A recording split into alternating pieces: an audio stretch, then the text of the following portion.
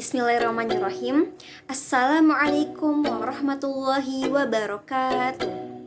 Perkenalkan, nama saya Anissa Sulistiawati dari kelas 10 IPA 2. Hari ini saya akan membawakan cerpen dengan judul Hikayat Hang Tuah. Terima kasih Bu. Cerita dimulai. Hang Tuah. Pada suatu ketika hiduplah anak bernama Hang Tuah. Ia adalah seorang anak dari pasangan suami istri yang bernama Hang Mahmud dan Dang Merdu. Mereka sudah lama tidak memiliki anak, tidak mempunyai anak, dan akhirnya lahirlah Hang Tuah yang membuat mereka sangat bersyukur adanya dia. Mereka tinggal di tempat bernama Sungai Duyung.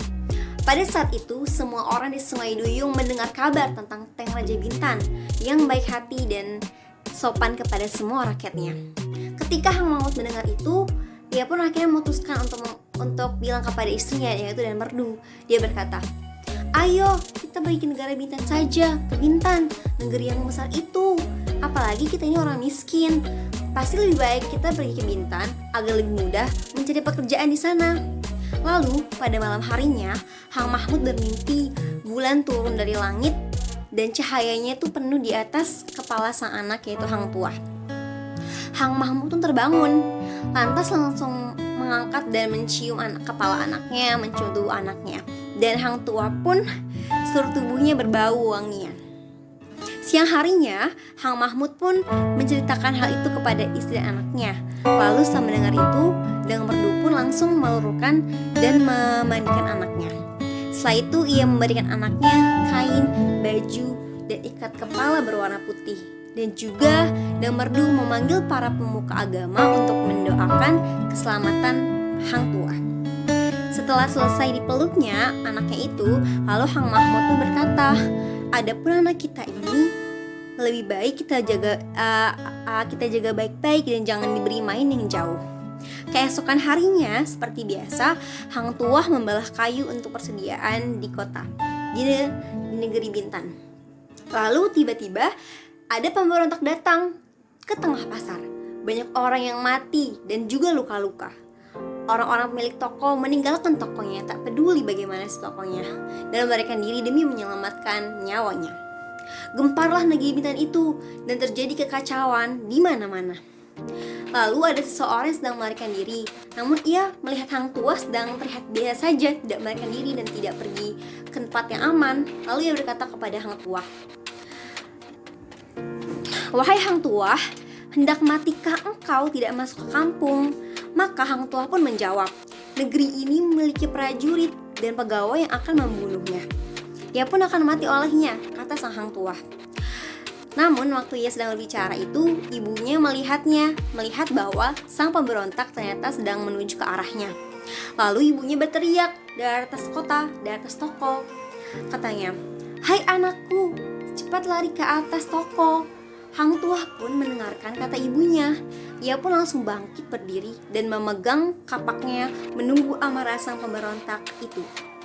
Pemberontak itu datang kepada Hang Tuah lalu menikamnya bertubi-tubi. Maka Hang Tuah pun melompat dan menghindar mengelak dari tikaman orang itu. Hang Tuah lalu mengayunkan kapaknya ke kepala orang itu, lalu terbelahlah kepala orang itu dan akhirnya mati. Maka kata seorang anak yang menyaksikan kejadian itu, ia berkata, "Dia akan menjadi perwira besar di tanah Melayu ini." Terdengarlah berita itu oleh keempat kawannya, yaitu Hang Jebat, Hang Kesturi, Hang Lekir, dan juga Hang Lekui. Mereka pun langsung bertanya, berlari-lari mendapatkan Hang Tuah. Hang Jebat pun dan Dang Kesturi bertanya kepadanya, "Apakah benar engkau membunuh pemberontak itu dengan kapak?" tanyanya. Lalu Hang Tuah pun menjawab dengan senyuman, "Ya, aku membunuhnya dengan kapak. Karena tidak pantas ia dibunuh dengan keris, namun ia pantas dibunuh dengan kapak." Kemudian karena kejadian itu, baginda raja sangat mensyukuri adanya Hang Tuah. Lalu jika ia tidak datang ke astana, pasti ia akan dipanggil oleh sang raja. Oleh sebab itu, karena sang raja sangat menyayangi Hang Tuah, banyak pegawai-pegawainya, banyak temenggungnya yang iri dengan kehebatan Hang Tuah. Lalu ia pun memutuskan untuk memfitnah Hang Tuah bahwa Hang Tuah itu adalah orang yang kotor, orang yang jahat, orang yang berzina kepada pegawai-pegawai yang lain. Namun setelah itu akhirnya sang raja pun terforensilah. Raja pun akhirnya percaya kepada apa kata orang jahat itu tentang Hang Tuah. Lalu Hang Tuah pun diusirnya dari kerajaan. Lalu Hang Tuah pergi dari negeri Bintan dan mencari tempat aman. Konon katanya sekarang Hang Tuah berada di sebuah bukit yang dia menjadi pemimpin bagi orang-orang hutan, bagi penduduk hutan. Dan sempat ada raja yang juga datang kepadanya yang menanyakan, "Hai Hang Tuah, apakah engkau tidak ingin mempunyai istri lagi?" Namun kata Hang Tuah, "Tidak, aku tidak ingin mempunyai istri lagi."